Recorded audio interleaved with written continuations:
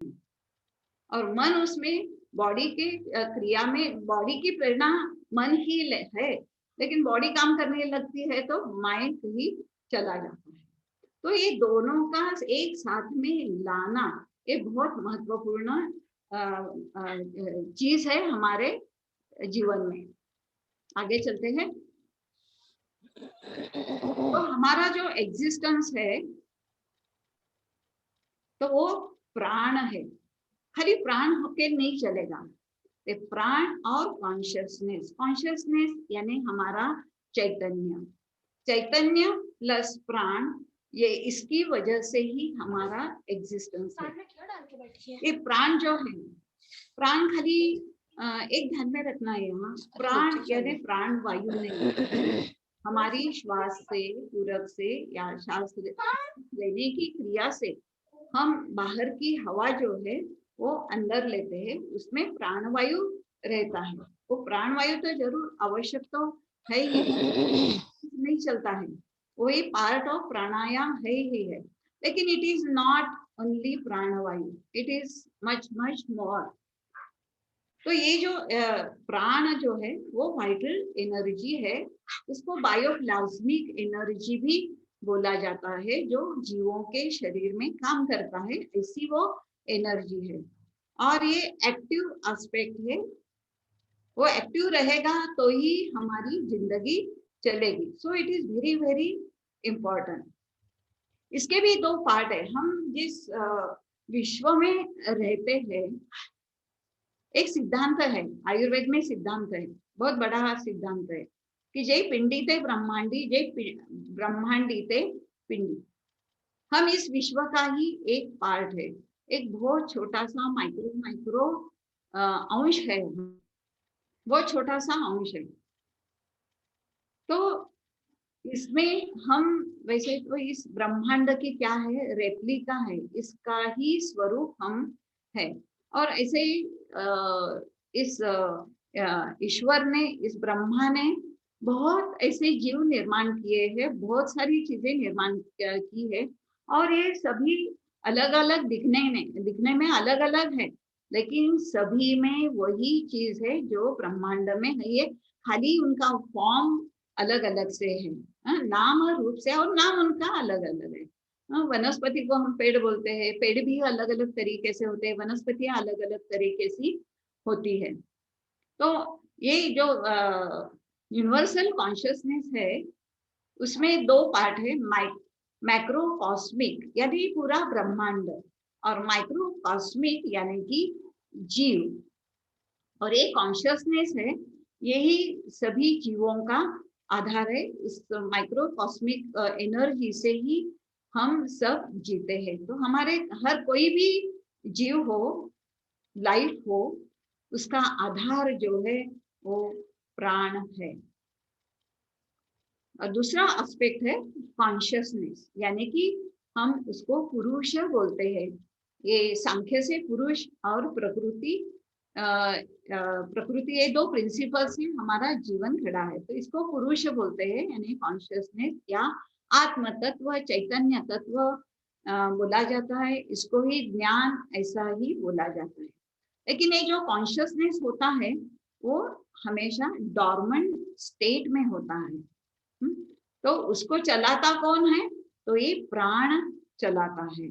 ऐसे तो वो डॉर्मेंट है, इनएक्टिव है, कुछ करता नहीं है, साक्षी भाव से सभी निर्मित उसने ही की है, लेकिन इस सबके इसमें वो परे रहता है, साक्षी भाव से वो रहता है। तो प्राण इसका है एक्टिव पार्ट है। तो प्राण और कॉन्शियसनेस क्या होता है, two sides of one coin. एक ही कॉइन जो होता है उसकी दो साइड से, उसमें एक प्राण है और दूसरा कॉन्शियसनेस या चैतन्य जिसे हम बोलते हैं। और so they are one, they can't be separated, उनको अलग नहीं किया जाता है। वो अभेद से दोनों साथ में रहते हैं, अखंडता से वो जीव में रहते हैं और एक दूसरे के ऊपर डिपेंडेंट रहते हैं। सो इफ प्राण हमारे, हम कोई भी व्यक्ति की मृत्यु होती है तो हम क्या बोलते हैं, उसके प्राण चले गए। उसका आत्मा चला गया, वो चला गया। इन नाम हम किसको, XYZ गया तो वो गया, हम किसको, वो शरीर को नाम नहीं दिया है। वो जो भी XYZ है, वो जो उसमें चैतन्य है, वो प्राण है, उसको हमने ये नाम दिया है। बॉडी तो वही के वही पड़ी रहती है। तो ये दोनों जो है, प्राण और कॉन्शियसनेस, प्राण और चैतन्य, दे आर लाइक शैडो, छाया है एक दूसरे की, एक दूसरे की छाया जैसे रहते हैं। हाँ, तो छाया हमें कभी छोड़ती नहीं है, वो हमारे साथ साथ साथ साथ चलती रहती है। सो ये जो प्राणायाम जो है वो क्यों करना है, तो ये प्राण और कॉन्शियसनेस ये हमारे जिंदगी के आधार है। इस आधार को बनाए रखने के लिए और अच्छी तरह से बनाए रखने के लिए एक हमारा लाइफ जो है, हमारा जीवन जो है, एक मनुष्य का जीवन जो है, वो सक्सेसफुल करने के लिए ये प्राणायाम की जरूरत है। और ये प्राण की आराधना की, उसका अभ्यास किया, उसकी साधना की, तो ही हमारा जीवन जो है आनंदमय, निरामय और सुखी और पर्पसफुल, मीनिंगफुल हो सकता है। ये थोड़ा सा मैं प्राण और इसका थोड़ा जिक्र इसलिए कर रही हूँ कि ताकि ये पहले इसके इफेक्ट देखने के पहले ये प्राण हमें अच्छी तरह से समझनी चाहिए। ये जो प्राण या एनर्जी जो है, इट इज मल्टी डायमेंशनल, उसकी बहुआयामी ऐसा स्वरूप है। एनर्जी यानी एक ही आपकी एनर्जी एग्जिस्ट इस ब्रह्मांड में एग्जिस्टिंग है। तो उसके वो इलेक्ट्रिकल एनर्जी भी हो सकती है, जैसे कि हमारे घर में लाइट है, पंखे है, हीटर है, फ्रीज है, अलग अलग तरीके की मशीनें हैं, जिसको लगाए उसका वो काम करने लगता है। मैग्नेटिक एनर्जी, मैग्नेट जो खींचता है, मैग्नेट आप सबको मालूम है। Electromagnetic energy, photonic energy, ocular energy, thermal energy, mental energy. Ocular energy भी इट इज एनर्जी। किसी किसी की आंखें ऐसी होती है कि बहुत बोल जाती है, आंखों को देखे तो हम उस व्यक्ति के मन में क्या चल रहा है वो हमें समझना है। आंखें गिरी हुई रहती है तो पूछते हैं हम, क्या हो गया, तुम दुखी क्यों हो, दुखी लग रहे हो। आंखें सनकन हो जाती है, किसकी आंखें प्रसन्न होती है।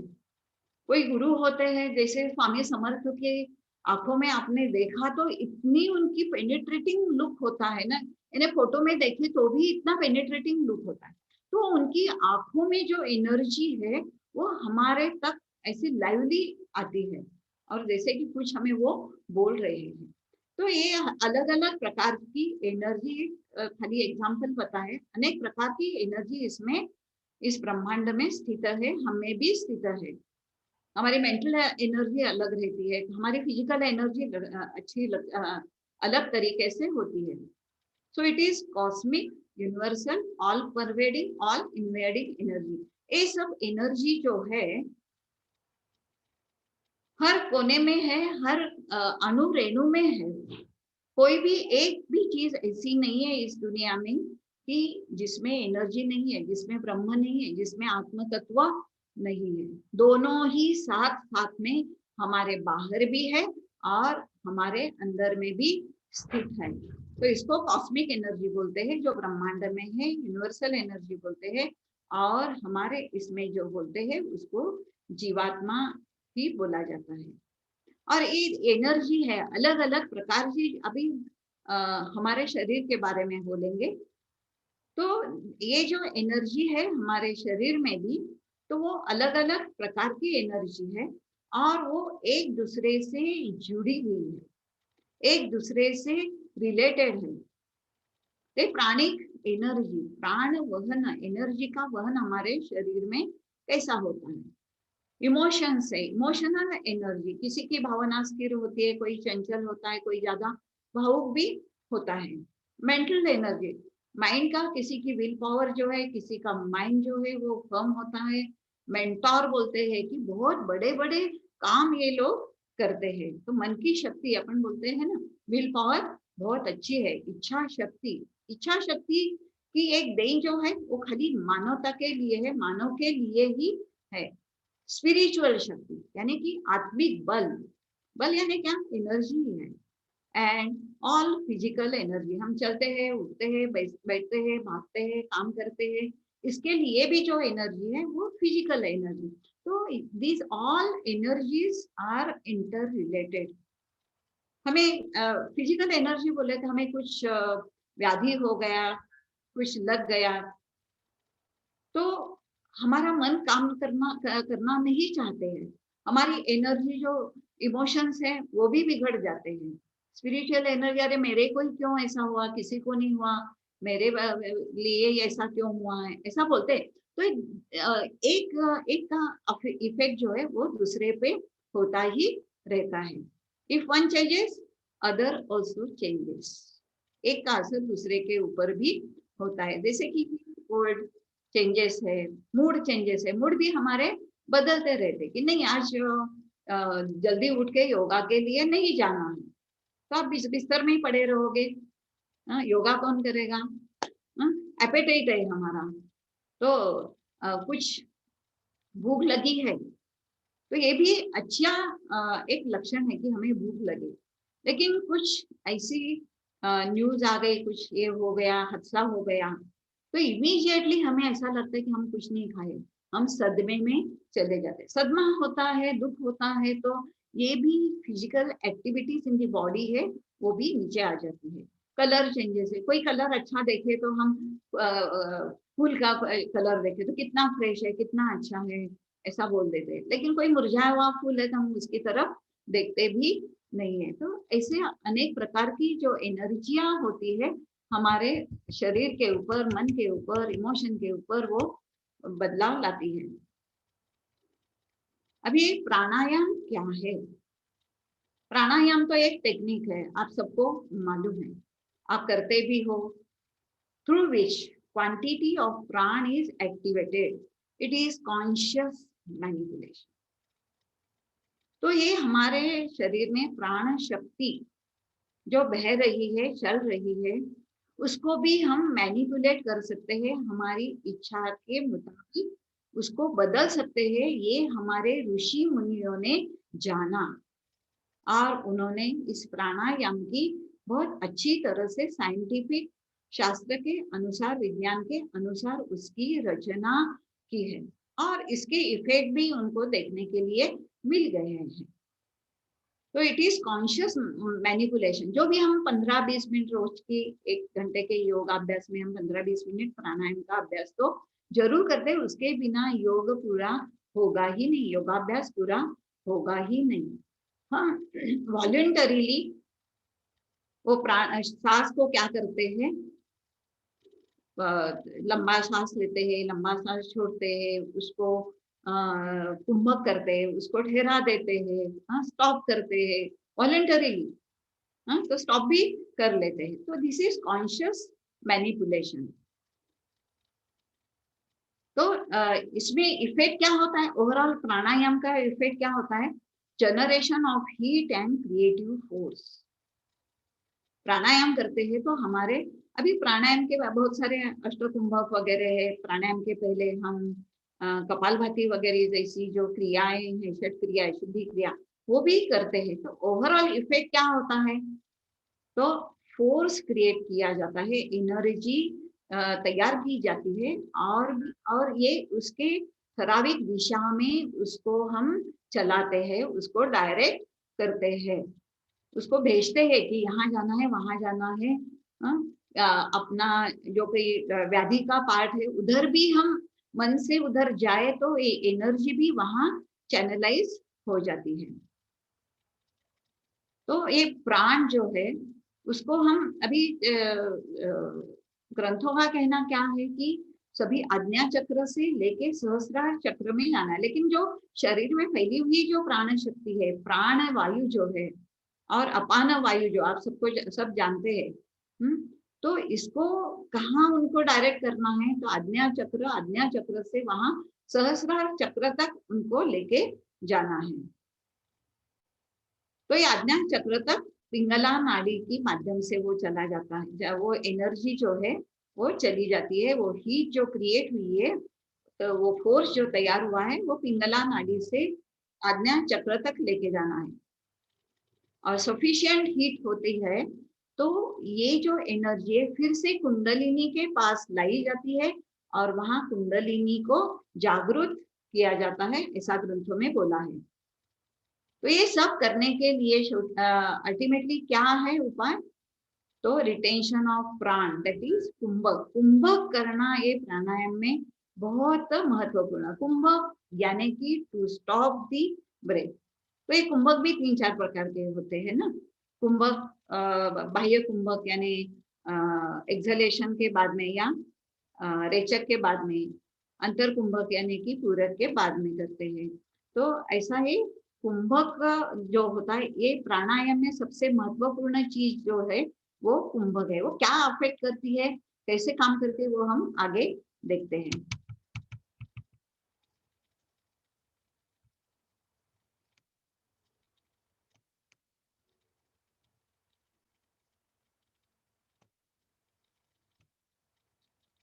ये प्रोलॉन्ग कुंभक जो होता है ना, यानी जहाँ हम सांस भी लेते नहीं है, छोड़ते नहीं है, ऑन दी कॉन्ट्ररी 3 बंध वगैरह बांध के लंग के ऊपर प्रेशर लाके उसको एक्टिवेट और करते हैं। तो इससे मेंटल एजिटेशन कम हो जाता है। कुंभक में जब भी आते हैं, देखो हठ योगा में बोला है, चले वाते चलम चित्तम निश्चले निश्चलम भवे, योगी स्थानुत्व, यानी योगी स्थिर हो जाता है। तो वायु निरोध है, निरोध करना यानी ठहरना, यानी कि कुंभक करना। हाँ, तो इससे क्या होता है, हमारा मेंटल एजिटेशन जो है, मन की उलझाल जो होती है, चंचलता होती है, उद्विग्नता होती है, वो कम हो जाती है। और उससे क्या होता है, तो नर्व इम्पल्सेस जो है वो भी कम हो जाते हैं, कम चलते हैं, और उसका रिस्पॉन्स जो है, इम्पल्सिव बिहेवियर हमारी हो जाती है, बहुत बार होती है, और उससे फिर और कुछ गैर समझ वगैरह, गलत फहमियां हो जाती है। तो ये नर्व इम्पल्सेस और रिस्पॉन्सेस जो है वो भी कंट्रोल हो जाते हैं, वो भी शांत हो जाते हैं। इसलिए प्राणायाम के बाद देखो, हमें ऐसा लगता है कि हम शांत बैठे रहे, कुछ बात भी नहीं करे, आंखें खोलने में भी हमें दिक्कत होती है। सो also longer period of the prana assimilation, we give time। ये जो हमने कुंभक में जो हवा ली है, अंदर प्राणवायु लिया है, उसका शरीर में, ब्लड में एसिमिलेशन होना या जाना, इसके लिए भी एडिशनल टाइम मिल जाता है। So aim of the pranayam, basically aim of the pranayam is to increase the prana in body and mind to experience the consciousness। धीरे धीरे ऐसा क्या हो जाता है, we travel towards the awareness of our consciousness। हमारे आत्म तत्व, हमारे चैतन्य की तरफ हम जाने लगते हैं। हमारा एग्जिस्टेंस क्या है, वो हम, सो हम, तो मैं ये हूँ, अपने आप में खुद की पहचान होने लगती है। सेल्फ रियलाइजेशन की ओर हम जाते हैं। It deals directly with one energy that is intimately related to higher flights of consciousness। यानी कि हमारा जो हायर कॉन्शियसनेस है, सुपर कॉन्शियसनेस जो है, उसकी तरफ, यानी कि चैतन्य ही, कि जिससे हम एग्जिस्ट है, हमारा एग्जिस्टेंस है, तो वो कॉन्शियसनेस को पहचानना, वो ही स्थित है, लेकिन उसकी जान पहचान हमें होती नहीं है। उसकी तरफ हमें कभी हमारे मन में विचार भी नहीं आते। जब हम योगा में जुड़ जाते हैं तो फिर ये सभी जो बातें हैं वो हमें समझने लगती है। अभी डेफिनेशन ऑफ प्राणायाम पतंजलि ने बताई है, तस्मिन् सति श्वास प्रश्वासयोः गति विच्छेदः प्राणायाम। तो ये सबको इसका अर्थ मालूम है, ज्यादा मैं बोलूंगी नहीं इसके ऊपर। हठ योगा में क्या बोला है, अथासने दृढ़े योगी वशीहितमिताशना गुरुपदिष्ट। ये जो प्राणायाम करते हैं, तो पहले आसन का अभ्यास करना ही है। खाली हम प्राणायाम का अभ्यास करता है ऐसे बहुत लोग बोलते हैं, लेकिन ये नहीं चलता है। जब तक आपके आसन में स्थिरता नहीं आती, तब तक ये प्राण भी कंट्रोल में नहीं आएगा। और इसके साथ में आहार का भी ध्यान रखना पड़ेगा, और गुरु का मार्गदर्शन भी होना आवश्यक है।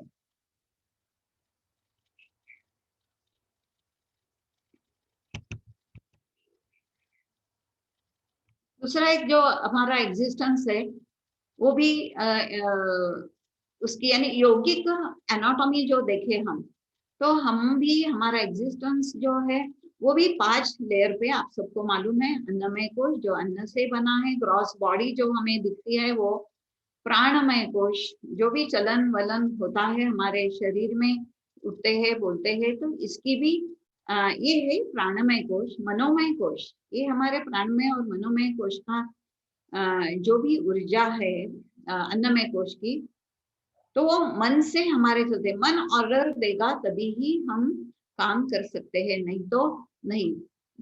Without any purpose we don't do anything. हाँ, तो ये पर्पस कहाँ से किससे आता है, तो ये मन से आता है। तो ये मनोमय कोश, विज्ञानमय कोश और आनंदमय कोश।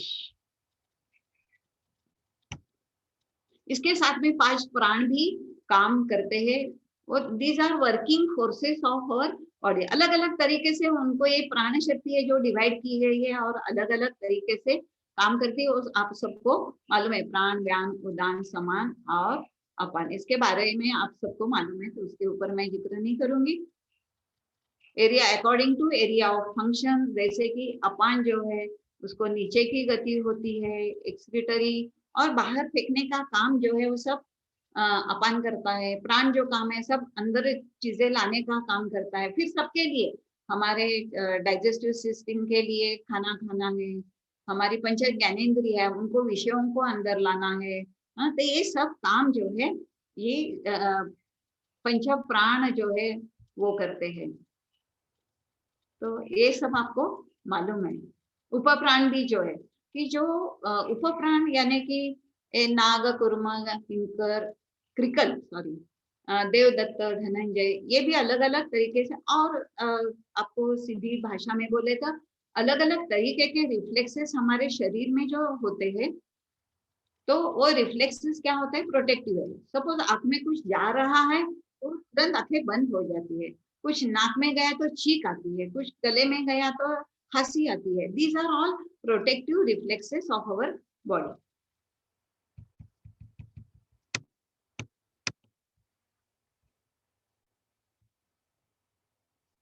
नाड़ी, ये जो प्राण का वहन जो होता है वो अलग अलग नाड़ियों में से होता है। बहुत सारी नाड़ियां हैं, अलग अलग ग्रंथों में उनकी अलग अलग से संख्या दी है, लेकिन उसके इसमें हम नहीं जाएंगे डिटेल में, क्योंकि ये सब डिटेल आपको मालूम है। और मेनली प्राण का इफेक्ट जो है मन के ऊपर और शरीर के ऊपर, शरीर क्रियाओं के ऊपर क्या होता है, तो उसके बारे में हम देखेंगे।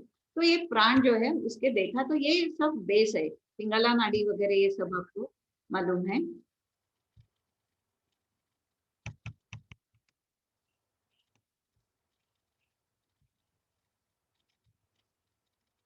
सुषुम्ना नाड़ी, सुषुम्ना नाड़ी यानी मकसद क्या है हमारा प्राणायाम का, तो ये जो प्राण शक्ति जो है वो कहाँ डायरेक्ट करनी है, तो ये सुषुम्ना नाम की जो बड़ी नाड़ी है, महत्वपूर्ण नाड़ी है, उसमें हमें प्राण शक्ति को लेके जाना है।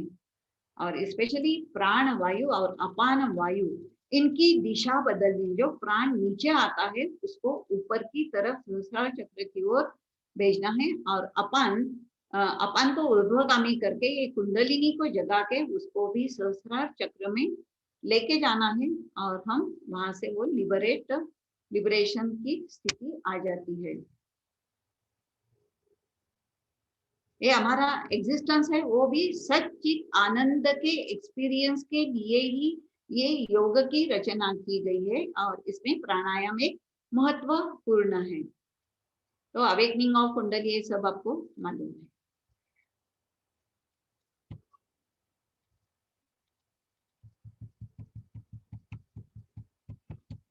ये चक्र कंसेप्ट, चक्र भी मालूम है कि these are the different stations of the energy or prana shakti in our body. They work on different levels, right from Muladhara chakra, which is at the bottom of our torso, and up to the Sahasrara Chakra on the top of our head. These have got different functions, different pranic energy having different type wavelengths of that energy, and they are having different functions also. They control the local function as well as the mental functions. तो ये आप सबको मालूम है, तो उसके बारे में मैं नहीं जाती हूँ डिटेल में. हाँ, अभी relation between mind and breath. अभी एक मैंने बोला कि चले वाते चलम चित्तम निश्चले निश्चलम भवेत् योगी स्थाणुत्व मापनोति ततो वायु. ये वायु का निरोध करना क्यों महत्वपूर्ण है? तो ये मन के ऊपर कंट्रोल करता है, मन के ऊपर इसका इफेक्ट होता है. ऐसे देखे तो हमारी योग की जो रचना है ना, बेसिक रचना, वो मन के ऊपर ही है. मन के ऊपर ही इन्होंने जिक्र है. कोई भी ग्रंथ लो या कोई भी भारतीय ग्रंथ, आध्यात्मिक ग्रंथ, फिलोसॉफिकल ग्रंथ कोई भी लो आप, तो सबने माना है कि एक इस मन को जीते तो सबको हमारी जिंदगी हम जीत लेते हैं. तो इस मन को जीतना ही यही मकसद है. और प्राणायाम अपना हमारा योग जो है, योग शास्त्र वो यही करता है. आप पतंजलि के अष्टांग योग देखे, यम नियम से लेके समाधि तक कोई भी अंग में उन्होंने शारीरिक या और कुछ परिणाम नहीं बताए हैं. खाली वो मन के ऊपर उन्होंने स्पेस दिया है. आसन तो हम शारीरिक लेवल पे करते हैं, लेकिन उन्होंने क्या बोला, अनंत समापत्ति और द्वंद्व हमारे मिट जाते हैं. अभी आसन कहाँ, शरीर कहाँ, और इफेक्ट तो किस पे ऊपर होता है कि हमारे मन में हमेशा कॉन्फ्लिक्ट्स चलते रहते हैं, द्वंद्व चलते रहते हैं, करे या नहीं करे. तो इसमें हम पड़े रहते हैं, उसमें अटक के रहते हैं. तो कोई डिसीजन ही नहीं हो पाता है, तो हम आगे ही चल नहीं सकते. तो इसलिए पहले इस मन को रोकना, यही ये सभी योगिक क्रियाओं का मकसद है. और प्राणायाम का तो है ही है, योगी स्थाणुत्व मापने, तो ही हमारा योगी का मन है वो स्थिर हो जाएगा. और इसकी वजह से इस वायु का निरोध करना, इस वायु को ठहराना, ये बहुत ये प्राणायाम में महत्वपूर्ण है. और ये कुंभक है, जिसको हम कुंभक बोलते हैं. अभी यही बात गीता में भी कही गई है. अर्जुन और कृष्ण दोनों के संवाद में छठे अध्याय में बोला है कि ये मन बहुत चंचल है, बहुत बलवान है, बहुत नटखट है. तो इसको कैसे हम, ये तो वायु से भी ज्यादा ये मन चंचल है, उसको पकड़ना भी मुश्किल है. वायु को पकड़ सकेंगे थोड़ा बहुत तो वो भी मुश्किल है, लेकिन इस मन को पकड़ना बहुत मुश्किल है. तो ये मन के ऊपर संस्कार करना है. तो इसको, और ये कृष्ण भी बोलते हैं कि आप जो बोल रहे हैं चंचलम, कि ये मन बहुत चंचल है, तो इसको कैसे पकड़े.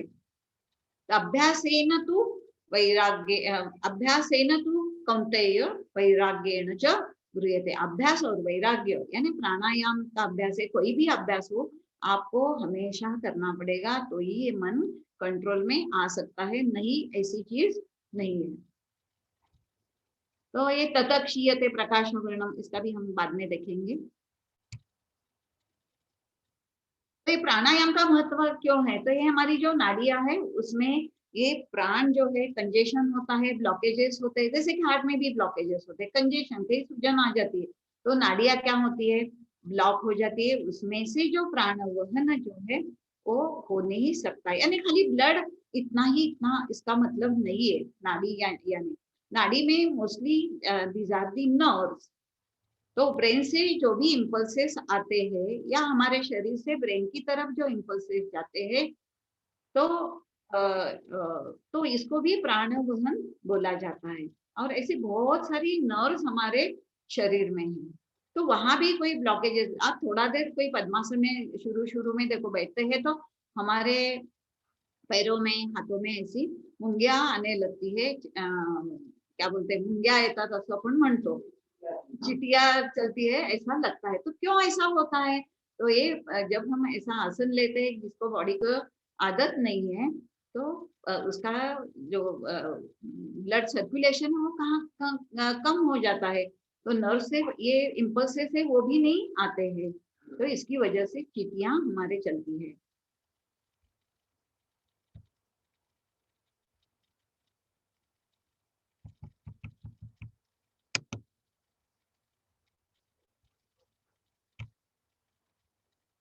हाँ, अभी प्राणायाम के बारे में एक नियम बताया है कि ये गुरु गुरु की क्यों आवश्यकता है। प्राणायाम करते टाइम में गुरु की आवश्यकता क्यों है? तो गुरु हम सबको, उसके शिष्यों को पूरी तरह से जानता है। वो गुरु जो है वो उसको श्वास प्रश्वास को जानता है, उसकी माइंड स्टेट जो है, मन की स्थिति है, उसको भी जानता है और उसके मुताबिक वो सिखाता है। इसलिए प्राणायामेन युक्तेन सर्व रोग सभी रोगों का निपटारा हो सकता है। इतना प्रभावी ये प्राणायाम है। और हम भी प्रैक्टिकल में देखते हैं कि प्राणायाम करने से बहुत लोगों को फायदा भी होते हुए हम लोग देखते हैं, लेकिन वो अच्छी तरह से योग्य तरीके से होना चाहिए, युक्त होना चाहिए। अयुक्ताभ्यास योगेन सर्वरोग समुद्भव।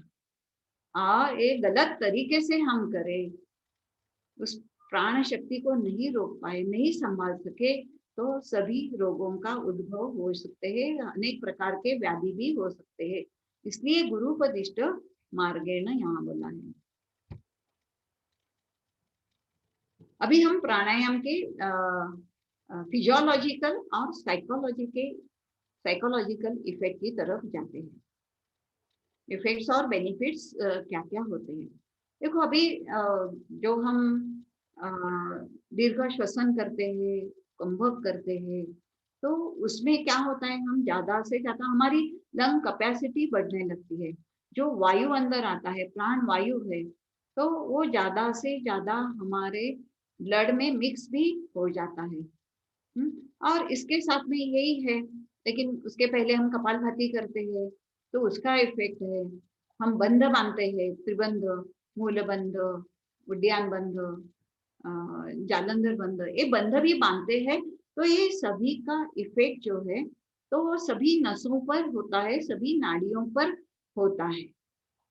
और इससे क्या होता है कि अभी उद्यान बंध पेट में बांधते हैं, कपालभाति पेट से धक्का देके करते हैं, भस्त्रिका जो है उसका भी हम पेट से जल श्वसन करते हैं। तो ये सभी का पेट के ऊपर असर होता है। तो पेट के जो भी ऑर्गन है, मेनली डाइजेस्टिव सिस्टम, वो आते हैं, लीवर है, पैंक्रियाज है, स्प्लीन है, बड़ी आंत है, उनके सभी के ऊपर इफेक्ट होता है। एक तो प्रेशर से होता है, दूसरा ऑक्सीजन भी ज्यादा मिल जाता है। तो ये वेसल्स जो है वो सभी ओपन अप होने लगती है, तो उनका भी कार्य अच्छी तरह से चलने लगता है। हाँ, उनका कार्य पचन अच्छा हुआ तो जो भी पचन के प्रोडक्ट है, जो बाकी शरीर को नरिश करते हैं, हमारे अलग अलग तरीके के जो धातु, अब आयुर्वेद में धातु बोला जाता है, तो उनकी नरिशमेंट है, उनकी कैपेसिटी टू वर्क जो है, हर पेशी की कैपेसिटी भी बढ़ जाती है। तो ये जनरल इफेक्ट प्राणायाम के सभी के ऊपर होता है, श्वसन संस्था के ऊपर तो होता ही होता है। तो देखते हैं कि हठ योग प्रदीपिका में इसका पूरे शरीर के ऊपर कैसे इफेक्ट, इन जनरल इफेक्ट कैसा होता है, ऐसा उन्होंने बोला है। वपु कृशत्वम वदने प्रसन्नता, नादस्फुटत्वम नयने सुनिर्मले, अरोगता बिंदु जयोग्नि दीपनम, नाड़ी विशुद्धिर हठ सिद्धि लक्षणम। ये हठ सिद्धि के लक्षण है। तो कौन से, नाड़ी की विशुद्धि होने के बाद क्या क्या लक्षण दिखते हैं, कैसे जाने हम कि ये प्राणायाम हमारे ऊपर परिणाम कर रहा है, अच्छी तरह से परिणाम कर रहा है। तो पहले तो वपु कृशत्वम, हमारी जो बॉडी है, जो ज्यादा वेट है, हाँ, वो कम हो जाता है और स्लिम ट्रिम बन जाते हैं। अभी सब हमारी लड़कियां हैं, सभी स्लिम ट्रिम बनना चाहती है। हाँ, तो अलग अलग तरीके ढूंढते रहती है, जिम में जाओ, भागो, मैराथन में भाग लो। लेकिन एक कहना चाहती हूँ कि योगा में भी ये हो सकता है, होता ही है। हाँ, वपु कृशत, वपु यानी कि हमारा शरीर कृश हो जाता है, यानी कि नॉर्मल वेट में लाता है। समत्वम योग उच्यते, तो हमारा शरीर ज्यादा मोटा भी नहीं है, ज्यादा स्लिम भी नहीं है, जीरो फिगर भी नहीं, जीरो फिगर भी डेंजरस है। तो ऐसे जितना चाहे हमारी पर्सनैलिटी, हमारी हाइट है, हमारी बॉडी है, हमारी हड्डियां हैं कैसी है, उसके ऊपर हमारी उम्र क्या है, तो इसके सब ऊपर निर्भर है। तो कृश हो जाता है, यानी कि लेकिन वो प्रसन्न रहता है, एक्टिव रहता है। ऐसा नहीं लगेगा कि वो जैसे कि सिक पर्सन को, व्याधिग्रस्त पेशेंट को हम जब देखते हैं तो वो उसका चेहरा उतरा हुआ रहता है, हंसी नहीं होती है, प्रसन्नता नहीं होती है, चलने में फोर्स नहीं होता है। लेकिन ये जो प्राणायाम करने वाला जो शरीर है वो ये सभी गुणों से युक्त है। उसमें चपलता होती है, मूवमेंट्स अच्छी होती है, बदने प्रसन्नता, चेहरा भी उसका प्रसन्न होता है, हंसी उसके चेहरे के ऊपर होती है। नादस्फुटत्वम, यानी उसका जो आवाज है, बोलने का फोर्स है, उसके विचार जो है वो उसके बोलने से हमारे ध्यान में आ जाता है।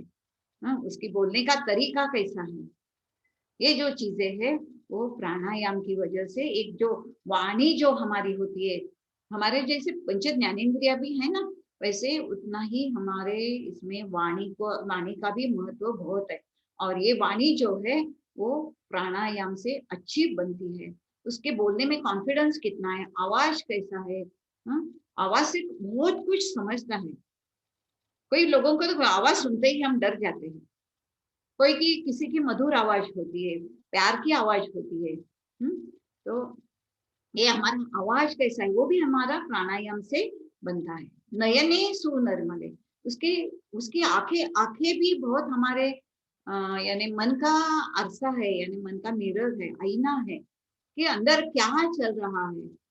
वो हमें तुरंत दुख चल रहा है तो आंखें भी दुखी दिखती है, सुख हो रहा है तो आंखों में भी हम उसका सुख देख सकते हैं, आनंद देख सकते हैं, खुशियां देख सकते हैं। हाँ, तो ये भी हमारे पानीदार आंखें हो, तेजदार आंखें हो, रोगता, कोई व्याधि उनको होते नहीं, छूते भी नहीं है। बिंदु जयोगनी, यानी सेंस कंट्रोल जो है, तो उसके ऊपर भी बिंदु जय, उसके भी ऊपर, यानी कि ब्रह्मचर्य का अच्छा सा असर उन पे दिखता है। उनकी जो आस होती है हर चीज के लिए, सेक्स के लिए वगैरह, ये भी कंट्रोल में आ जाता है। जय अग्नि दीपनम, अग्नि यानी डाइजेस्टिव पावर, ये भी अच्छी होती है। डाइजेस्टिव पावर यानी खाली जीआई ट्रैक्ट जो है, पचन संस्था है, वहां डाइजेशन होना इतना ही नहीं, वो तो है ही है, प्लस हमारे जो खाना खाने के बाद, एक पचन होने के बाद जो भी बाकी के धातु जो है, यानी कि हमारा मांस है, मेद है, अस्थियां है, रक्त भी पूरी तरह से अच्छा होना भी जरूरत है। हमारा दिमाग यानी नर्वस सिस्टम का पोषण भी कैसा हो रहा है, ये सभी चीजें इस प्राणायाम के माध्यम से हो सकती है। नाड़ी विशुद्धि, ये नाड़ी विशुद्धि हो गई है, इसके लक्षण।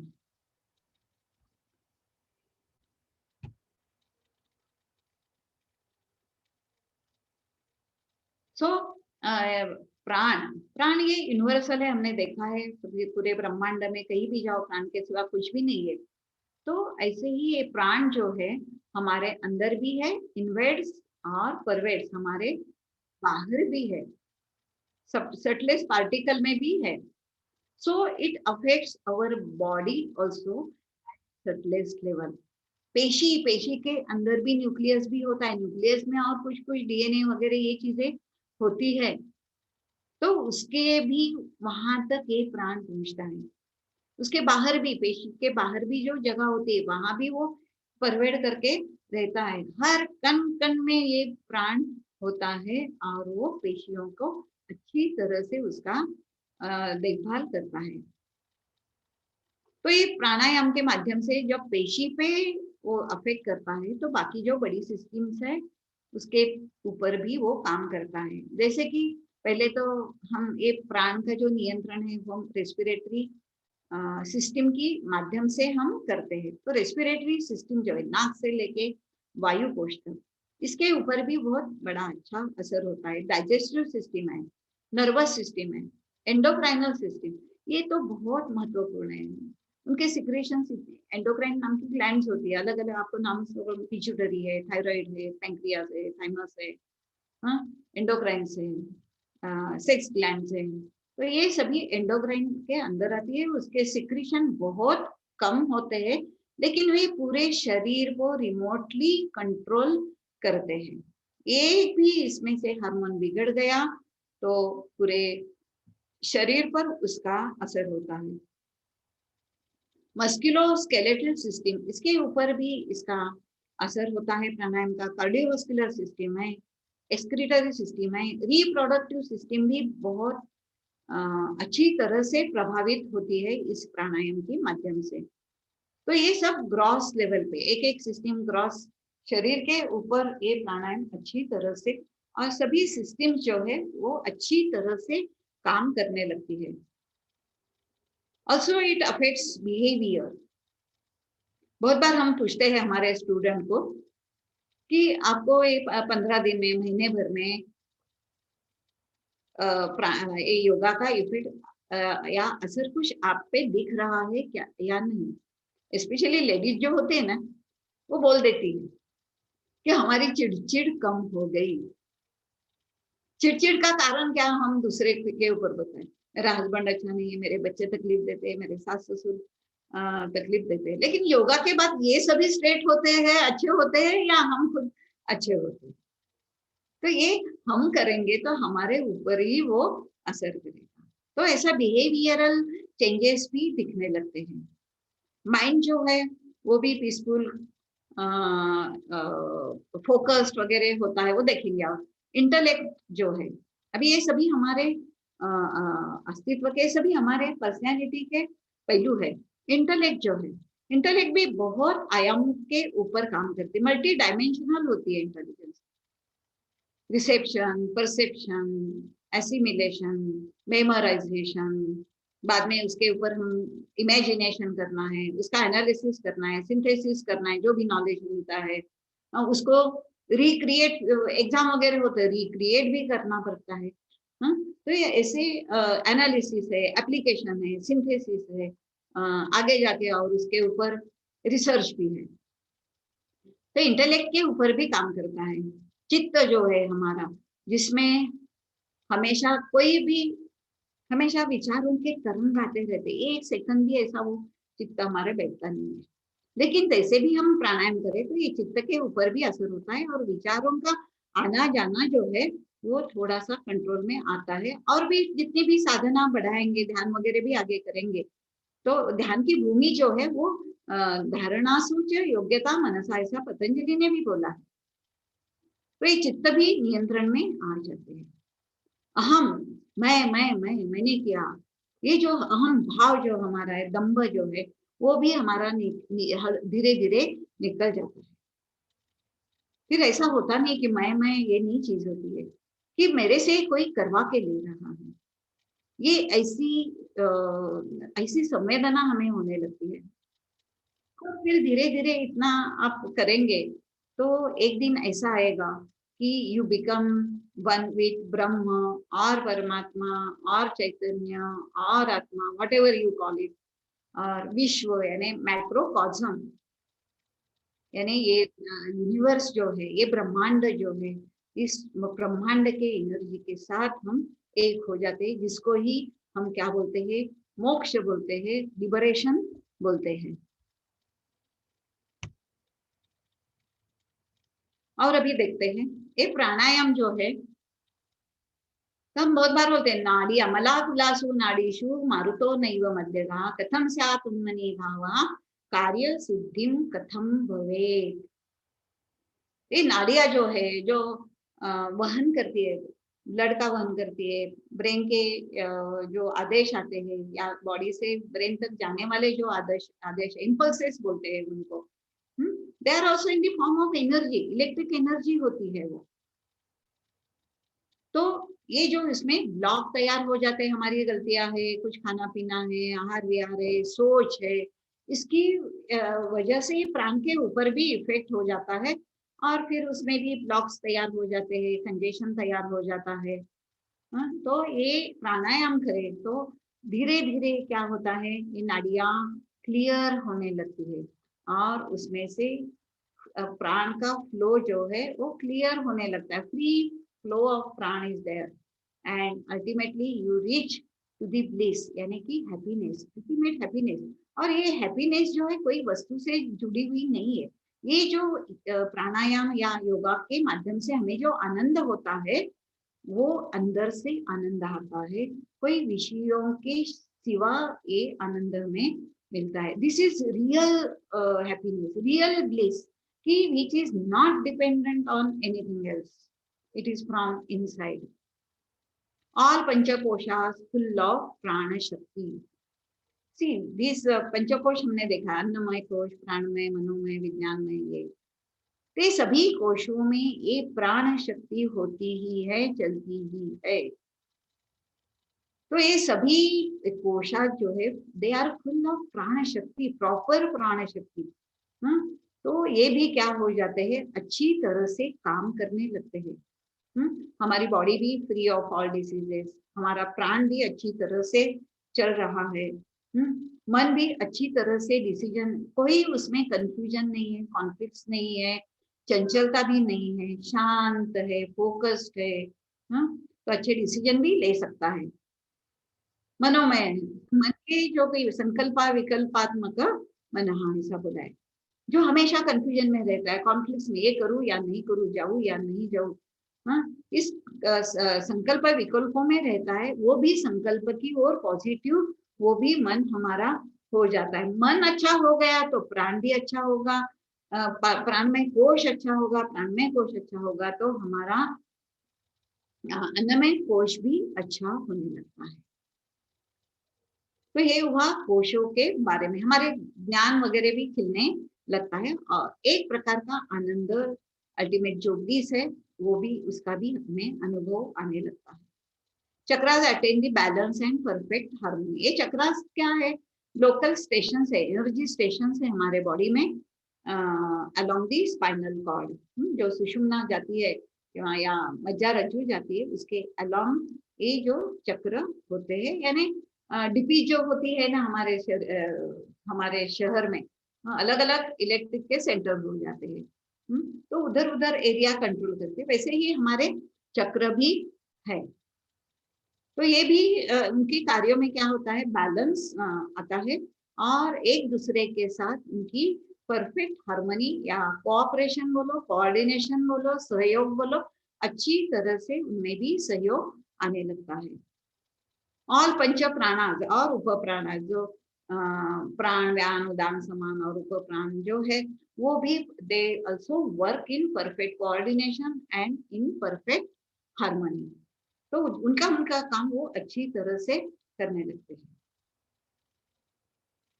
Now here fine word is PINE, यानी कि total body. P means psychological effect of pranayama, psychology भी हमारी अच्छी तरह से, हमारा मन जो है, साइक जो है वो अच्छी तरह से काम करता है। I यानी कि इम्यूनिटी, इम्यूनिटी यानी कि रोग प्रतिकार शक्ति जो है वो भी हमारी अच्छी हो जाती है। देखो कोरोना क्यों हो रहा था, हमारी इम्यूनिटी जो है वो कम होती, और कोई भी डिसीज हो, ऐसा भी कुछ नहीं खाली कोरोना ही होगा, दूसरे और भी कोई डिसीज है, मे बी इन्फेक्टिव हो सकते हैं, मेटाबॉलिक हो सकते हैं, डिजेनरेटिव, उम्र के हिसाब से डिजेनरेटिव डिसीज भी ऊपर आ जाते हैं। तो अलग अलग प्रकार के जो भी डिसीजेस है वो भी नियंत्रण में आ जाते हैं, क्योंकि हमारी इम्यूनिटी बढ़ जाती है। देन न्यूरोलॉजिकल, नर्वस सिस्टम जो है बहुत महत्वपूर्ण है।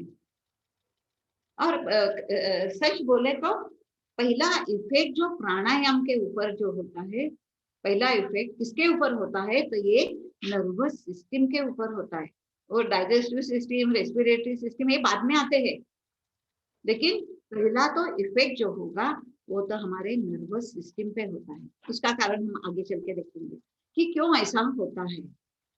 और एंडोक्राइन्स, मैंने अभी बोला कि एंडोक्राइन से बहुत छोटे क्वांटिटी में होते हैं, लेकिन पूरे शरीर को नियंत्रण करते हैं, कि हमारे शुगर का कंट्रोल करते हैं, हमारे ब्लड प्रेशर का कंट्रोल करते हैं, हाँ, हमारी मेटाबॉलिज्म है उसका ये सब एंडोक्राइन करते हैं, हमारे रिप्रोडक्टिव सिस्टम तो पूरा हार्मोन के ऊपर है। तो ये सभी PRNE, तो इसमें जो हार्मनी आती है तो उससे क्या होता है, you are a complete human being. ये खाली रेमंड का नहीं होता है कंप्लीट मैन, योगा का कंप्लीट मैन रियली होता है। So you are, your development is a total development, total personality you are going to gain with yoga. आगे चलते हैं। अभी ये इफेक्ट्स ऑफ प्राणायाम है, हर एक सिस्टम पे लिखा है मैंने, फ्रॉम नोज टू अल्वियोलाई, तो गुड ऑक्सीजनेशन, रेस्पिरेटरी एलिमेंट्स वगैरह जो होते हैं, अस्थमा, कफ वगैरह सब कंट्रोल में आ जाते हैं। एंड एवरीबडी हैज एक्सपीरियंस, आप योगा टीचर हो या योगा के स्टूडेंट हो, आपके भी ध्यान में आया होगा कि ये सभी चीजें जो छुटपुट छुटपुट चीजें होती है ना, ये तो कंट्रोल में आ ही जाती है। फोर्स इनसे अब ये लंग वॉल्यूम्स जो है वो भी बढ़ जाते हैं। ऐसे तो हम 400-500 सीसी हवा हर नॉर्मल सांस में लेते हैं, छोड़ते हैं, लेकिन आप प्राणायाम करें तो कितना 10 टाइम्स आपकी कैपेसिटी जो है बढ़ जाती है, 10 टाइम्स प्राण वायु जो है, ऑक्सीजन है, वो बॉडी के लिए मिल जाता है, तो body will be happy, cells will be happy, तभी आनंद ही आनंद ही होता है। Improved circulation of blood, good oxygen levels, blood cells in proper state, massage to the heart, blood pressure under control। तो ये जो शांति मिलती है प्राणायाम के बाद, ऐसा होता है कि हम ऐसे ही रहे, शांति जो मिलती है, मन के विचार भी कम हो जाते हैं, स्ट्रेस कम हो जाता है, तो ये सब चीजें हो सकती है। Digestive system, stomach, small intestine, ये भी किया बोला है मैंने। हाँ, तो ये सब, और एक बार सेल्स अच्छी हो गई तो उनका कार्य भी अच्छा होता है, ब्लड सर्कुलेशन भी अच्छा हो जाता है, तो उनकी कार्य प्रणाली भी जो है, जो बिगड़ी हुई थी वो भी अच्छी हो जाती है। हाँ, अभी ये तो एसिडिटी वगैरह कितनी आजकल लोगों को तकलीफ देती है, क्या क्या गोलियां, और months years together they are eating and eating and eating, and उसके भी दुष्परिणाम जो है वो हमारे शरीर के ऊपर हो जाते हैं। लेकिन ये सिंपल 15-20 मिनट का और या 1 घंटे का योग करो, जिसमें आसन है, प्राणायाम है, ध्यान है, सब चीजें है, ये करो तो ये सब चीजों से आप बच सकते हैं। एक्सक्रीटरी ऑर्गन सभी जो है वो भी अच्छे, बाउल मूवमेंट जो है, यूरिन है, ये भी सब अच्छे हो जाते हैं। मूल बंध का जो हम प्राणायाम में मूल बंध का कुंभक के लिए उपयोग करते हैं, तो उसका भी, यानी ये प्राण शक्ति को ऊपर खींचना, अपन को खींचना ऊपर, ये तो होता ही है, लेकिन एनल और ब्लैडर स्फिंक्टर जो है वो भी स्ट्रॉन्ग हो जाते हैं, स्ट्रेंथन हो जाते हैं, उनका जो टोन है, ये बहुत, यानी कि क्या होता है, स्फिंक्टर यानी कि मसल, ये मसल भी क्या हो जाते हैं, टोन हो जाते हैं, और उनका उनका काम अच्छी तरह से हो जाता है। स्किन भी ग्लोइंग, रिंकल्स भी कम हो जाते हैं। बलितम पलितम, good skin for the, good for the skin disease, जैसे कि सोरियासिस जैसे very chronic diseases, they are also cured by pranayama. मुझे पेशेंट एक याद है, हम दिल्ली में योग शिक्षक का क्लास ले रहे थे, दूसरा क्लास में, हाँ ऐकू नाही आलं? नो नो, सुरू करा, सुरू ठेवा तुम्ही, ते मधून चुकून जातं. ऐकू येतोय ना आवाज? आवाज ऐकू येतोय ना? हो क्लियर, व्यवस्थित चालू आहे सगळं. हो, ओके। तो स्किन डिसीजेस में भी ये बहुत महत्वपूर्ण है प्राणायाम, कि सोरियास जैसे, यानी कि एक कैदी था, तो पहले के शिक्षक ने वहां शुरू करना, एक डॉक्टर थे, 1-2 डॉक्टर थे, तो उन्होंने योगा सिखाना शुरू कर दिया, एक बैच के लिए खाली हमने पढ़ाया, बाद में वही शिक्षक हो गए उधर। तो उनका प्रोग्राम था कुछ सर्टिफिकेट डिस्ट्रीब्यूशन का वगैरह। तो उन्होंने वो गए और एक कैदी को लेके आए और उसके सब कपड़े निकालने लगे वो, यानी शर्ट वगैरह निकाल दिया, हाफ पैंट थी। तो फिर उसकी मैं बोली कुछ दिख तो नहीं रहा है। बाद में वो डॉक्टर ने बोला कि ये इसको पूरा शरीर में सोरियासिस हो गया था, ऐसे पस वगैरह ऐसे आ रहा था, कुछ वो कर नहीं रहा था। तो लेकिन प्राणायाम जब से उसको सिखाया तो ये सब कंट्रोल में आ गया। स्किन डिसीजेस के लिए तो बहुत ही अच्छा है प्राणायाम, सभी के लिए अच्छा है, सभी चीजों के लिए। हार्मोनल ग्लैंड से भी परिणाम करता है, जैसे कि जालंधर बंद है, थायराइड के ऊपर है, उद्यान बंद है, पैंक्रियाज और एड्रिनल पे इफेक्ट करती है, नर्वस सिस्टम और माइंड इमीडिएट इफेक्ट आता है, mind becomes focused and quite, all intellectual faculties जैसे मेमोरी है, परसेप्शन, एनालिसिस। तो पतंजलि ने बोला है कि ततः क्षीयते प्रकाशा वर्णम, जो हमारे बुद्धि के ऊपर, ज्ञान के ऊपर अज्ञानी हम रह जाते हैं, हमें समझता ही नहीं है। लेकिन जब हम प्राणायाम करने लगते हैं तो ये धीरे धीरे हमारी समझ जो है वो हमें फिर से आती है कि नहीं, मैं तो ये गलती कर रहा था, मेरी ऐसी समझ थी, अभी मेरी समझ खुल गई है। तो ये हम बोलते हैं, तो धीरे धीरे ये जो इंटेलेक्चुअल फैकल्टीज जो है वो धीरे धीरे शाइन करने लगती है। तज्जयात प्रज्ञा लोका, ऐसा पतंजलि ने ये बोला है बाद में। और धारणा सूच योग्यता मनसहा, तो इतना कंसंट्रेशन हो जाता है कि कोई भी चीज के ऊपर हमारा मन इमीडिएटली कंसंट्रेट फोकस हो जाता है, उसमें फिर डिफिकल्टी नहीं आती है। तो ऐसे नहीं तो फिर ये करना, फोकस करना बहुत कभी कभी डिफिकल्ट जाता है। बाद में जो अष्टकुंभक बताए हैं, सूर्य भेदन, उज्जाई, सितकारी, शीतली तथा भस्त्रिका, भ्रामरी, मूर्छा, प्लाविन, नित्यष्ट, कुंभक, उनके उनके परिणाम हो जाते हैं। जैसे कि सूर्य भेदन प्राणायाम देखते हैं हम अभी एक जस्ट झेस्ट ऑफ इट। शीतली प्राणायाम है, मन के ऊपर शीतल परिणाम करता है, शरीर के ऊपर शीतल। अभी तो समर आ गया तो ये प्राणायाम तो करना ही चाहिए और इसका अनुभव लेना चाहिए कि रियली आपकी हंगर है, थर्स्ट है, ये कितनी कम हो गई है। और मन के ऊपर भी ये प्राणायाम क्या करता है, असर करता है। इरिटेबिलिटी मन की जो है, चिड़चिड़ापन है, वो भी कम हो जाता है। सितकारी प्राणायाम वैसे ही है। और घेरंड मुनि ने इसका और कि आप कामदेव जैसे सुंदर हो जाते हैं, ऐसा भी उन्होंने परिणाम बताया है। सितकारी प्राणायाम बाद में यही है, you look cheerful, glad, bright, beneficial in summer. भ्रामरी प्राणायाम बहुत अच्छा है मन के लिए, तो बहुत ही अच्छा है। Your concentration power increases, focusing power increases, you feel quite. तो ये भी फोकस्ड। और दूसरा और इफेक्ट है, आपके गले के ऊपर भी उसका इफेक्ट होता है। और दूसरी जो बात है वो सेल डिवीजन जो होती है, हमें कोई जख्म वगैरह हो जाती है तो ये हीलिंग या सर्जिकल वुंड है, तो इन लोगों से भ्रामरी प्राणायाम करें तो ये जो जख्म है, वुंड्स है, इंजुरीज है, वो जल्दी भर के आती है, हीलिंग अच्छी तरह से और जल्दी भी हो जाता है।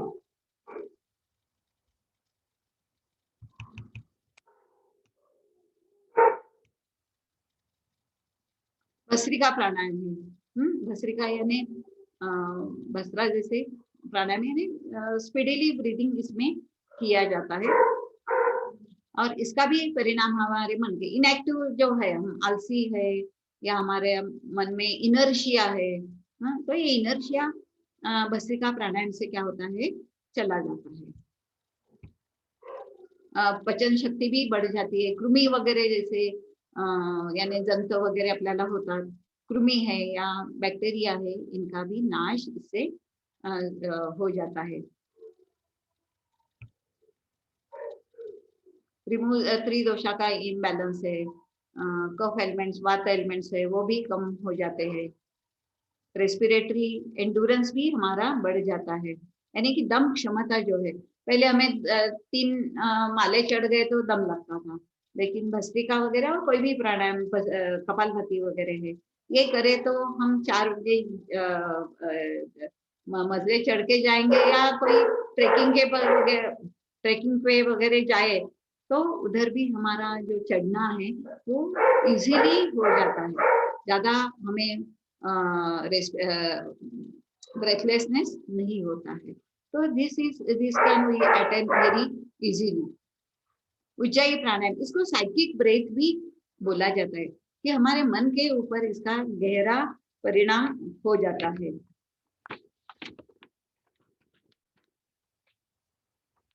ट्रैंक्विलिटी आ जाती है।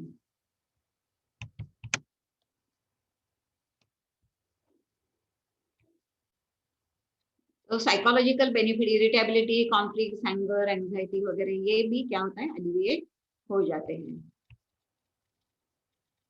नाड़ी इम्बैलेंस, असाइटिस वगैरह जो वो भी अच्छे हो जाते हैं। सूर्य भेदन प्राणायाम वही है, जैसे कि भस्त्रिका के इफेक्ट है वैसे इसके भी है, पिंगला नाड़ी के ऊपर इसका ज्यादा असर हो जाता है।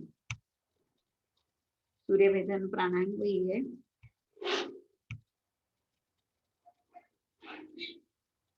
अभी जरा थोड़ा सा इसका ऐसा क्यों होता है, तो ये हम प्राणायाम जो करते हैं वो कॉन्शियसली करते हैं, इसलिए उसको प्राणायाम बोला गया है। दिस इज अ कॉन्शियस, क्या बोलते हैं उसको, कॉन्शियसली करने वाली ये क्रिया है।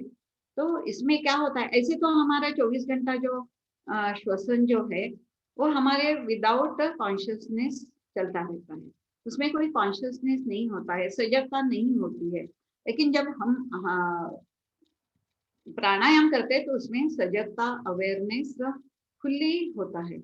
जब अवेयरनेस आता है, अभी ये ऑटोमेशन में जब फिर हम करते हैं तो ये कंट्रोल जो होता है वो हमारे मस्तिष्क में जो मेडुला ऑब्लोंगेटा जो होता है, हाँ, तो वहाँ ये रेस्पिरेटरी सेंटर होता है, तो वो अपने ऑटोमेशन में चलता है, ऑटोमेटिकली चलता है।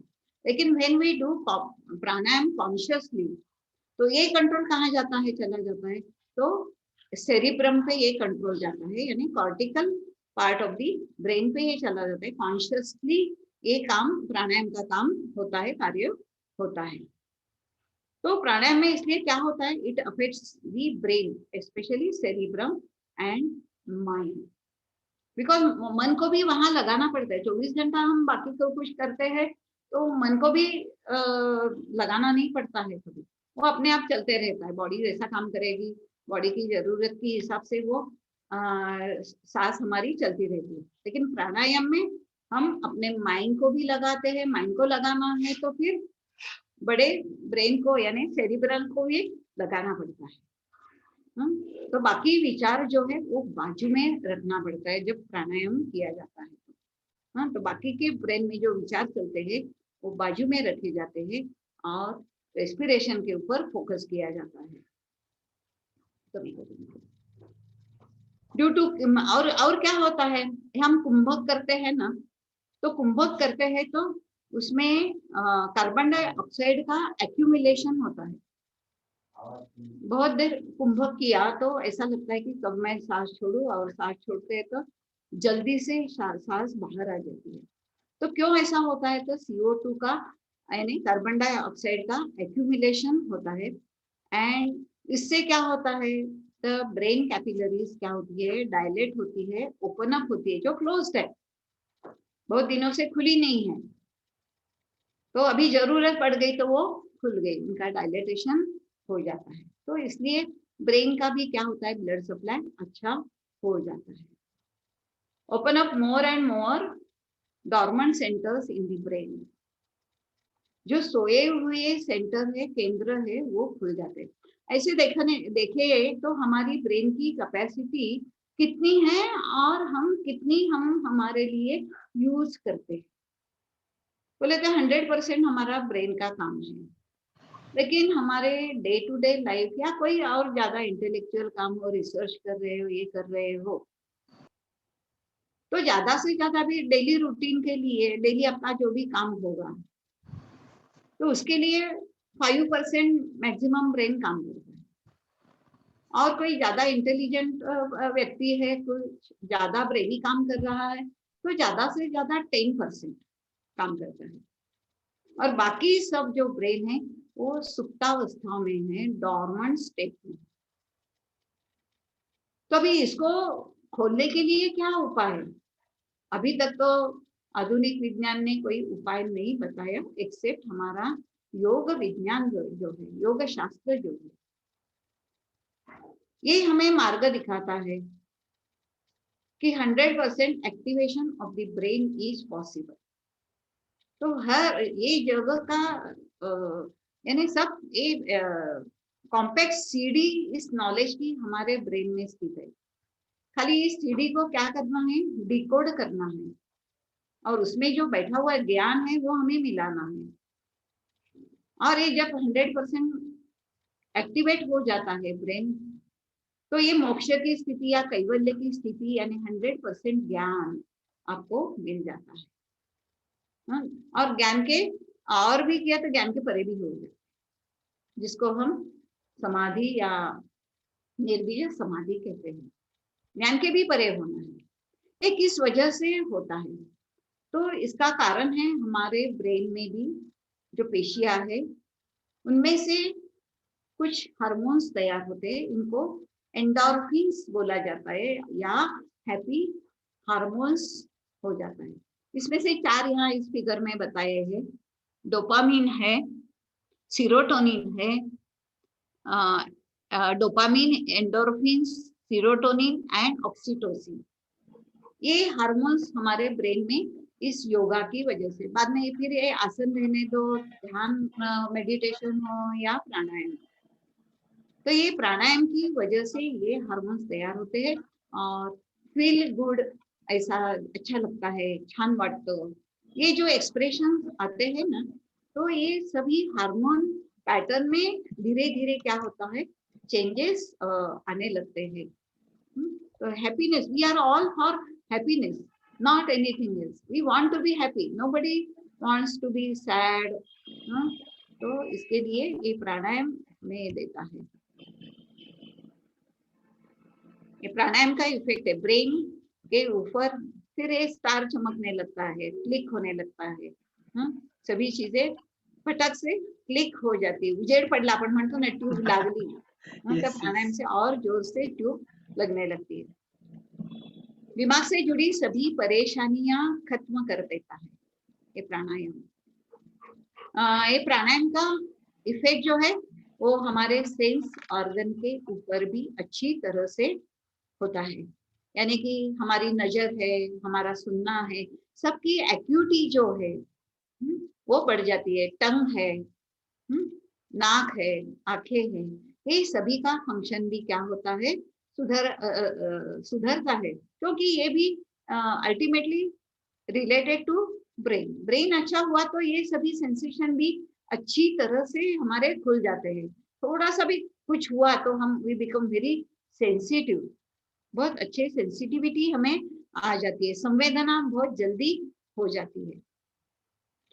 तो ये कंसंट्रेशन होता है, माइंड मेंटल हेल्थ अच्छी रहती है, इम्प्रूव होती है, कंसंट्रेशन है, मेमोरी है, ये सभी रिजुविनेशन, फीलिंग ऑफ रिजुविनेशन, कोई दोबारा हमें जिंदगी मिल रही है ऐसा हमें फीलिंग भी आता है।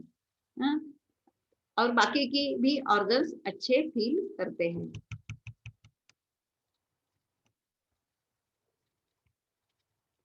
Psychological benefits, easy and fast concentration हो जाता है, पीसफुलनेस आ जाता है, continuous stream of inner happiness, अंदर से आनंदित होना बहुत महत्वपूर्ण है। कोई विषयों के ऊपर निर्भर हमारा आनंद नहीं है। ये चीज मिल गई लेकिन टूट गई, मिल गई हाथ में दे दी और गिर गई हाथ से, तो क्या फायदा हुआ, टूट गई।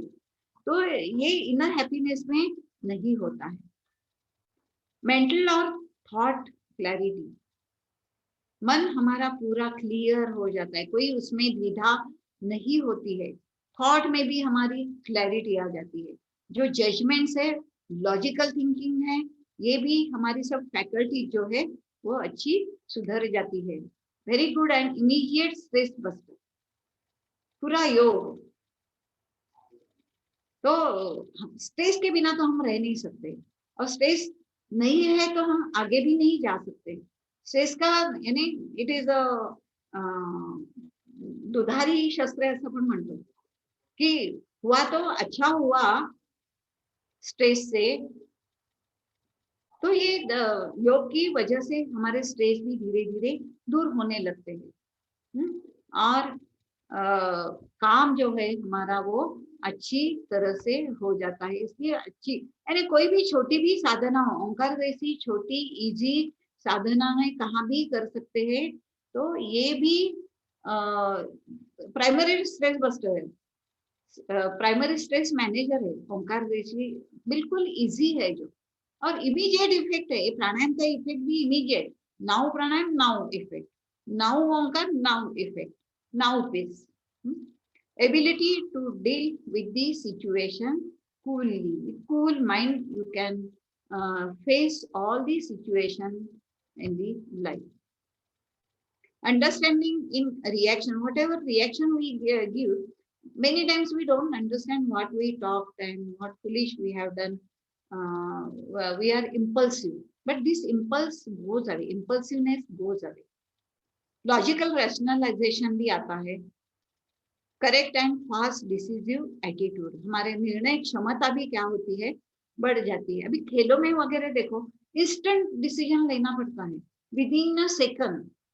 तो ये जो कैपेसिटी है डिसीजन टेकिंग, ये भी हमें आ जाती है। कोई भी चीज हो, कोई कहाँ भी आप काम करो, greater depth of awareness, awareness भी बढ़ जाता है। इंटेलेक्ट में sharpening of intellect, good concentration, fast perception, perfect perception, good analytical power, synthesis of knowledge you have got, imagination, उसके ऊपर आपकी कल्पना शक्ति को बढ़ाना, application of abilities, whatever abilities you have got, whatever potentials you have got, where to fit them you know it exactly. Research insight वगैरह, ये भी जो फैकल्टीज है वो भी अच्छी तरह से काम करने लगती है। Increase the intellectual skills and organisational skills, specially जब भी हम हाई प्रोफाइल में काम करते हैं, एग्जीक्यूटिव लेवल पे काम करते हैं, तो वहाँ ऑर्गेनाइजेशन और हमारे इंटेलेक्चुअल स्किल ही काम आते हैं। एंड दूसरा इमोशनल क्वोशंट, खाली इंटेलेक्चुअल होके नहीं जमेगा, हमारी इमोशंस भी है वो भी स्टेबल होनी चाहिए। तो ये जो हायर प्रोफाइल में काम करते हैं तो ये चीजें बहुत महत्वपूर्ण है। और वो पोस्ट भी होती है तो वो बहुत स्ट्रेसफुल भी होती है, जितने ऊपर जाओ उतना स्ट्रेसफुल हो जाता है। यानी कि फिजिकल एफर्ट्स हमारे कम हो जाते हैं, लेकिन मेंटल एफर्ट्स और मेंटल लेबर है वो बढ़ जाती है। तो ये पतंजलि ने बताया थी कि ततः क्षीयते प्रकाशावरणम। अभी 2-4 मिनट में हो जाएगा Vijay ji. No problem ma'am, you can take more time. हम लोग को बहुत अच्छा लग रहा है, रियली वेरी नाइस। इमोशंस, हमारी भावनाएं, किस ना किस चीज से हम पॉजिटिव और नेगेटिव भावनाओं में चले जाते हैं। कभी दुख होता है, रोना आता है, और कुछ कुछ मन में आ जाते हैं क्यों जिए, और कुछ खराब विचार भी आते हैं, किसी का खराब करने के भी विचार आ जाते हैं। तो ये इमोशन जो है वो पॉजिटिव हो जाती है, अच्छा करने में उनका एटीट्यूड हो जाता है। स्टेबिलिटी इन एनी सिचुएशन, कुछ अच्छा बुरा घर में तो होता ही रहता है, बाहर भी होता रहता है। तो इसमें भी हम स्टेबल रहे। जैसे कि पतंजलि ने बोला है, मैत्री करुणा मुदितोपेक्षाणाम सुख दुख पुण्य पुण्य विषयाणाम भावना चित्त प्रसादनम। ये हमारी भावनाएं हैं, उनको प्रसन्न रखना। यहाँ पे एक प्रच्छर्दन विदारणाभ्याम व प्राणस्य ऐसा भी बताया ये है। सभी उन्होंने चित्त प्रसादन करने के लिए you can expel the breath also. प्राणस्य विषयवती व प्रवृत्ति उत्पन्ना मनसा स्थिति निबंधनी ईशोका व ज्योतिषमरी। और लास्ट में उन्होंने बहुत बड़ा ऑप्शन दिया है, यथा भी मत ध्यानात्वा। सबसे सबको छूट दे दिए, ये कुछ नहीं करो, लेकिन आपको जो अच्छा लगे वो करो, वो करने का, उसके ऊपर ध्यान करने का सुझाव मार्गदर्शन पतंजलि ने किया है। एक्सपांशन ऑफ कॉन्शियसनेस, हमारी जो सजगता है, जाणीवेची कक्षा, संवेदना की कक्षा भी क्या होती है, बढ़ती जाती है। ग्रेटर अवेयरनेस, ज्यादा अवेयरनेस आता है सभी चीजों में, हमारे काम में, खाते उठते बैठते काम करते।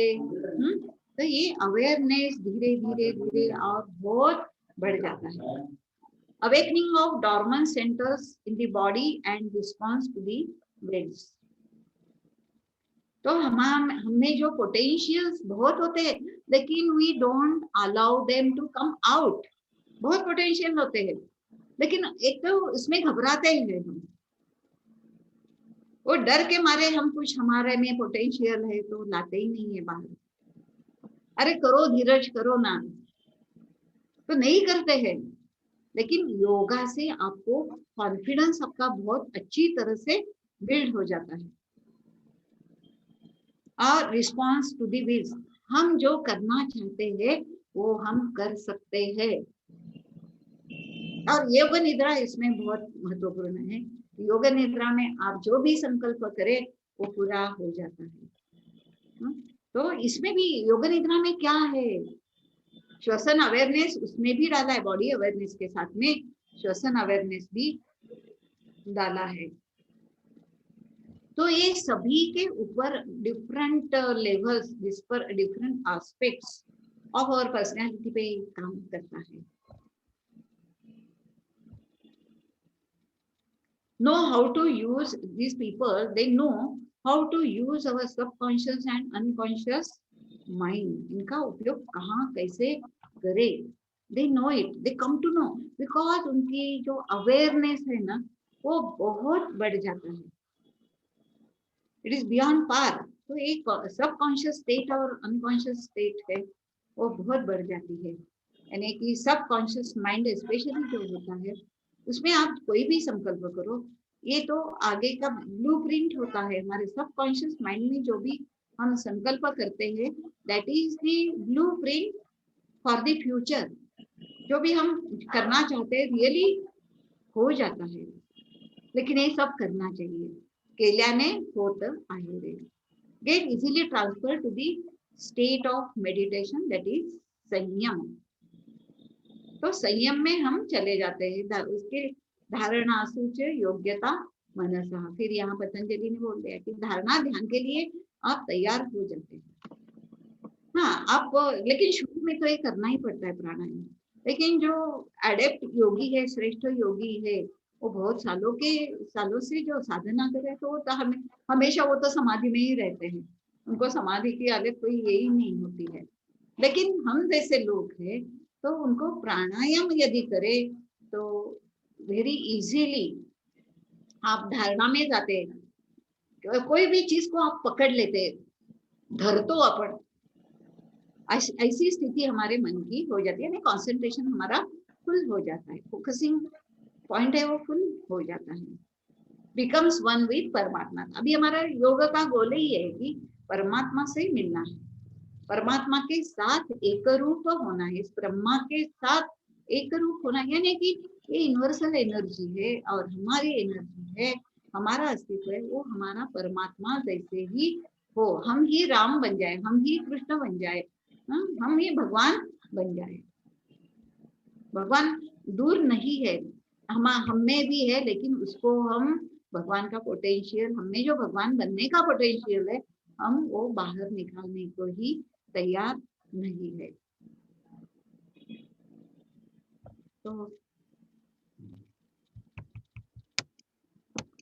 तो ये कुछ डेली ये सब आपको मालूम है। तो यहाँ मैं विराम लेती हूँ। आपकी कुछ शंका है, कुछ नहीं समझा हो तो